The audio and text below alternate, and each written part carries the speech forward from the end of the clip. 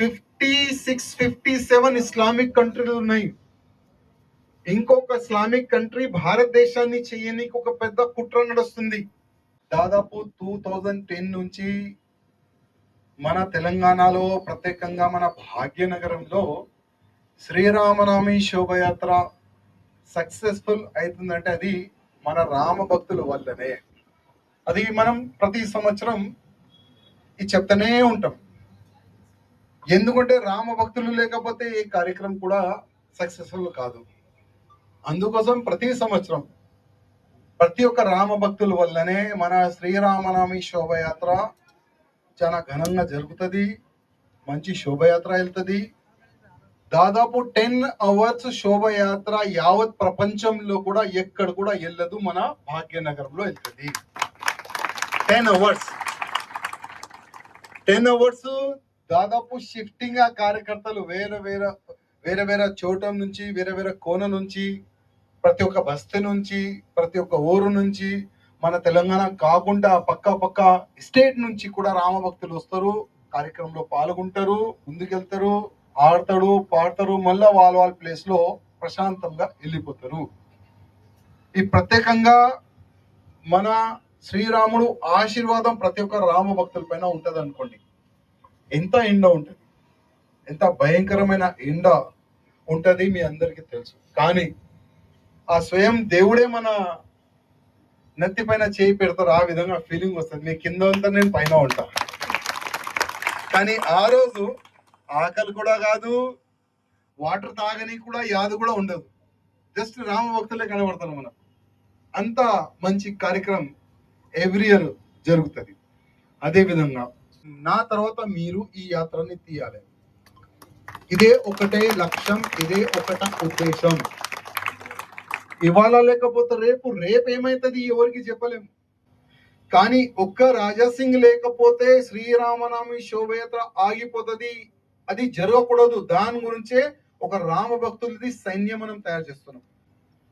నేను అన్నిటికీ రెడీ. ఈ శ్రీరామనవమి శోభయాత్ర మీరు ఉండకపోని, కానీ యాత్ర మీరు చాలు చేసినారు. దీనికి మేము ఖతమయ్యే వరకు మేము ఇదే శోభయాత్రని కంటిన్యూగా చేస్తాం. మా తర్వాత మా పిల్లలు కంటిన్యూగా చేస్తారు, వాళ్ళ తర్వాత వాళ్ళ పిల్లలుగా కంటిన్యూగా చేస్తారని ఆ ఫీలింగ్ మీలో రావాలి. ఇవాళ ఒక మాట అంటున్నా తమ్ముళ్ళ, ఎంతో మంది నా దోస్తులు ఉన్నారు, ఎంతో మంది యావత్ భారతదేశం కాదు యావత్ ప్రపంచంలో నాకు ఆశీర్వాదం ఇచ్చే అట్లాంటి చాలా వరకు కార్యకర్తలు ఉన్నారు. కానీ రాజాసింగ్ ని ఎట్టి పరిస్థితిలో సంపాలని మా బామ్మర్దులు కూడా ఉన్నారు. 2010 లో జై శ్రీరామ్ చెప్పనికి చాలా భయపడేది. 2010 లో ఎక్కడైనా యావత్ భారతదేశంలో ముస్లింల పైన దాడులు కానీ ఏదైనా జరిగితే ఆ రాళ్ళు దాడులు మన తెలంగాణలో, మన ఓల్డ్ సిటీలో, మన గుళ్ళ పైన, మన హిందువుల పైన జరిగేది దాడులు. 2010 లో రామ భక్తులు ఒక్కటై భయంకరమైన ఒక సైలాబ్, ఒక రైలు వెళ్ళిన తర్వాత శ్రీరామనవమి రోజు అప్పుడు వీళ్ళు ఏం చేస్తున్నారంటే హిందువులు ఐక్యమైపోయినారు, హిందువులు ఒకటైపోయినారు. లాక్స్ ఆఫ్ రామ భక్తులు రోడ్డు పైన వస్తున్నారు. 2010 నుంచి ఇప్పటి వరకు ఆ భయ వాతావరణం కంటిన్యూగా పెరుగుతుంది, తగ్గుతలేదు. తగ్గుతుందా పెరుగుతుందా? 2010 నుంచి మనం కూడా ఎక్కువ పని ఎక్కువ చేస్తున్నామా తక్కువ చేస్తున్నామా?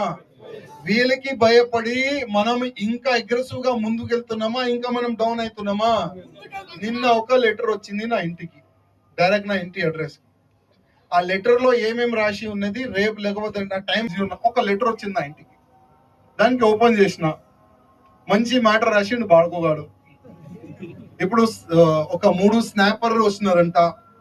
3 స్నాపర్ ని 3 ప్లేసెస్ లో అడ్జస్ట్ చేసిందంట ఆయన. ఆ స్నాపర్ వాళ్ళు మన పైన దాడి చేస్తారంట. ఇంకా 2 ప్లేసెస్ లో ఆయన బాంబు కూడా పెడతారంట. చూద్దాం పెడతారా లేదా, చూద్దాం కదా. ఇప్పుడు పోలీసు వాళ్ళకి ఆ లెటర్ చూపెడితే కూడా సార్ ఇట్లాంటి వస్తూనే ఉంటది, ఏం కాదు వాళ్ళు అంటారు. అది కూడా మనకు తెలుసు. వాళ్ళకి యాక్షన్ తీసుకోనికి వాళ్ళకి లేదు.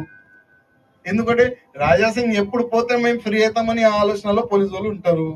ఓకే, వాళ్ళు అట్లాంటి రెడీ ఉంటే మనం కూడా రెడీ ఉన్నాం, నో టెన్షన్.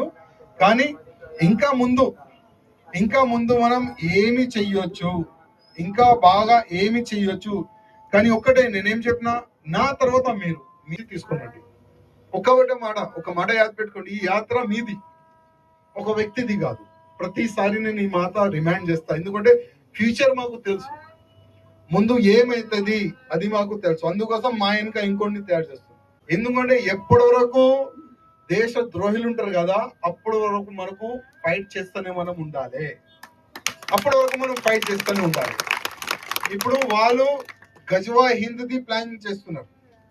గజ్వా హింద్ అంటే మన దేశంలో ఉండి మన భారతదేశం పైననే యుద్ధం చేయాలి. లోపట ఒక సైన్యం తయారైతుంది. మన దేశాన్ని సర్వనాశనం చేయడానికి ఒక పెద్ద కుట్ర నడుస్తుంది. 56, 57 ఇస్లామిక్ కంట్రీలు ఉన్నాయి. ఇంకొక ఇస్లామిక్ కంట్రీ భారతదేశాన్ని చేయడానికి ఒక పెద్ద కుట్ర నడుస్తుంది. దానికే గజ్వా హింద్ అంటారు. అది చాలా మంది కార్యకర్తలకు తెలుసు, కొంతమంది కార్యకర్తలకి తెలియదు. కానీ మన భారతదేశాన్ని గజ్వా హింద్ కాదు, భగవా హింద్ చేయాలంటే ప్రతి ఒక్క కార్యకర్త మేలుకోవాలి. ప్రతి ఒక్క కార్యకర్త మేలుకుంటేనే మన భారతదేశం మనం కాపాడవచ్చు. మన భారతదేశంలో హిందువులు ఉన్నారు, వాళ్ళకి మనం కాపాడవచ్చు, లేకపోతే కష్టం. ఇప్పుడు ఇరాన్ లో ఒక 2 యుద్ధంలో ఒక వ్యక్తి చనిపోయిండు, ఇరాన్ లో చనిపోయిండు. కానీ వీళ్ళు ఎక్కడ ఏడుస్తున్నారు? మన హైదరాబాద్ లో కొట్టి ఏడుస్తున్నారు. వాళ్ళ ఇంట్లో ఒక వ్యక్తి చనిపోయిండు, ఆ విధంగా ఏడుస్తున్నారు, ఆ విధంగా రోడ్లు జామ్ చేస్తున్నారు, ఆ విధంగా పోలీస్ పైన దాడి చేస్తున్నారు, ఆ విధంగా గల్లీలు మొత్తం డ్యామేజ్ చేస్తున్నారు, గల్లీలు మొత్తం ప్యాక్ చేస్తున్నారు. మన తెలంగాణ కాదు, ఇది మన హైదరాబాద్ కాదు, యూపీ కానీ, మధ్యప్రదేశ్ కానీ, మహారాష్ట్ర కానీ, భారతదేశంలో ప్రతి ఒక్క స్టేట్ లో ఒక వీళ్ళు తమాషా చేస్తున్నారు కదా. అరే భయ్, ఇప్పుడు ఓవైసీ అరుస్తుండు, ఇరాక్ లో మా వ్యక్తిని చంపేసినారు. నేను చెప్పిన చాలా వరకు ఇరాక్ లో ఉన్న మన భారతీయులకి తీసుకొని రానికి ఇక్కడ నుంచి ఫ్లైట్లు పోతున్నాయి, ఖాళీ ఫ్లైట్లు పోతున్నాయి. అక్కడ నుంచి నింపి తీసుకొని రావాలి కదా. అరే ఓవైసీ, నీలో దమ్ము ఉంటే మీ ఎంత మంది పోతారు చెప్పండి, ఆ ఫ్లైట్ నింపి పంపించేద్దాం. ఒక పీడ పోతుంది, ఒక దళిద్రం పోతుంది. కానీ దమ్ము లేదు. ఇప్పుడు ఒక కుక్క చూసినారా, ఒక అరిసె కుక్క ఒకడు ఉంటాడు, ఒక కరిసె కుక్క ఒకడు ఉంటాడు. ఓవైసీ అట్లాంటి వ్యక్తులు అరిసె కుక్కలు, కరిసె కుక్కలు కాదు.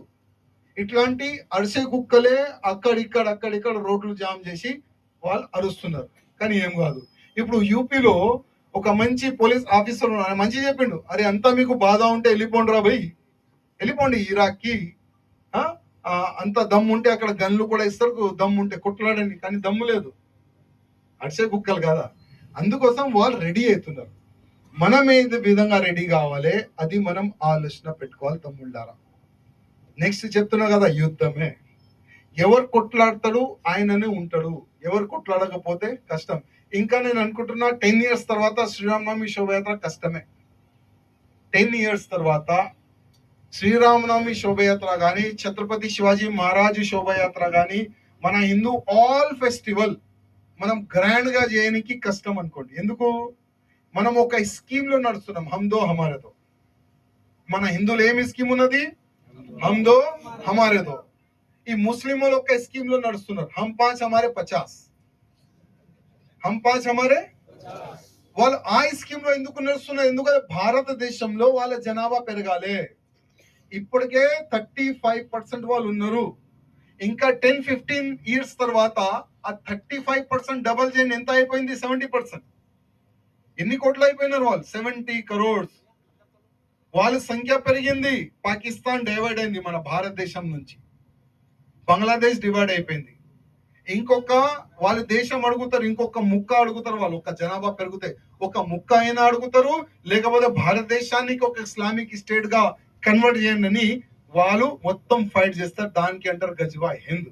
ఒక మాట తమ్ముళ్ళారా, ఇరాక్ లో ఆయన వ్యక్తి చనిపోతే వాళ్ళు ఇక్కడ ఎంతమంది lakhs ఆఫ్ పీపుల్ రోడ్ పైన వచ్చి ఫైట్ చేస్తున్నారు, రోడ్ పైన వచ్చి అరుస్తున్నారు, రోడ్ పైన వచ్చి ఏడుస్తున్నారు. ఒకవేళ మన భారతదేశానికి పాకిస్తాన్ కి భయంకరమైన ఒక యుద్ధం జరిగితే బాబాసాహెబ్ అంబేద్కర్ గారు ఒక పుస్తకంలో ఒక మాట రాసిండు. చాలా మంది తెలియదు బాబాసాహెబ్ అంబేద్కర్ గారు ఏం రాసినారు.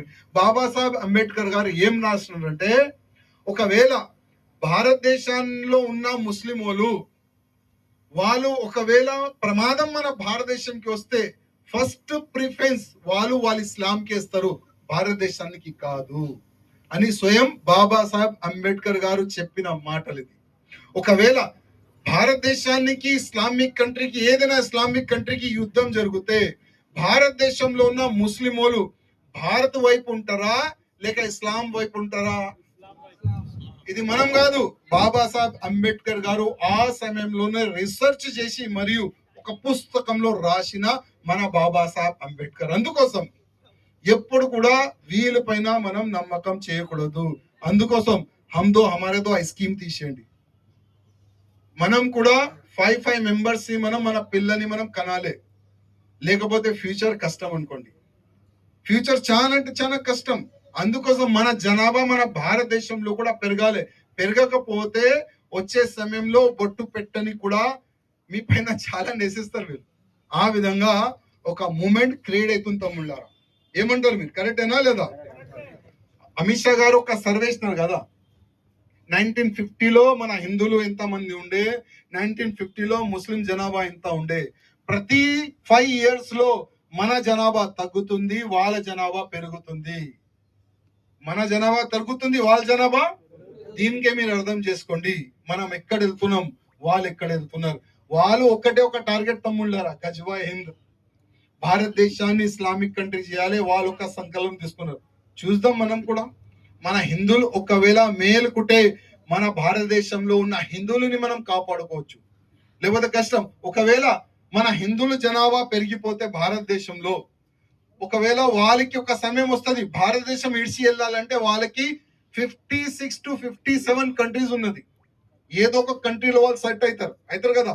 ఒకవేళ వాళ్ళ సంఖ్య 70% పెరిగిపోతే మనం ఎక్కడ ఉరకాలి?